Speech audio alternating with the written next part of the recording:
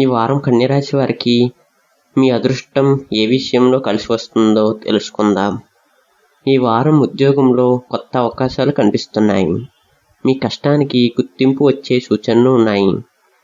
వ్యాపారులు కొత్త ఒప్పందాల విషయాల్లో ఆలోచించి నిర్ణయాలు తీసుకోవటం మంచిది. ఆర్థికంగా ఆదాయం బాగానే ఉన్నా అనవసర ఖర్చులను నియంత్రించాలి. కుటుంబ సభ్యులతో చిన్న చిన్న అభిప్రాయ భేదాలు రావచ్చు, కాబట్టి మాటల్లో సహనం పాటించండి. ప్రేమ జీవితంలో అపార్థాలకు దూరంగా ఉండండి. స్పష్టంగా మాట్లాడండి.